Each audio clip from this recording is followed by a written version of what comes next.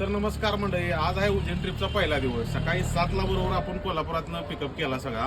आता पिकअप काय केला, किती केला आणि किती माणसं होती ती तुम्हाला कालांतरानं 4 दिवसानंतर कळेलच की आपल्याला माणसाने किती प्रेम दाखवलंय ती. आणि सध्या आपण आहे ते जरा थोडा दिरंगाईमुळे रस्ता जरा खराब असल्यामुळं आपण सध्या पोचलोय ते शनी शिंगणापूरपाशी.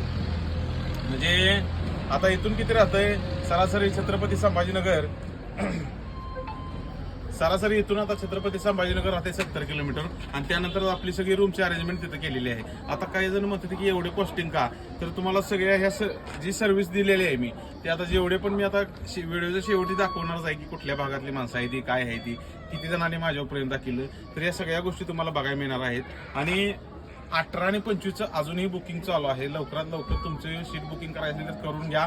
आता मागली जशी ट्रिप गेलेली आहे तशीच 18 आणि 25ला पण जाणार आहे नोव्हेंबर महिन्यात. त्या डिसेंबरचा अजून काही शेड्यूल लावलेलं नाही. अजून 2-4 गोष्टी सांगणार आहे, पण ते आता 2-3 दिवसानंतर सांगतो. आणि किती सर्व्हिस दिली आणि कशी दिली हे तुम्हाला नक्कीच शेवटला सांगतो.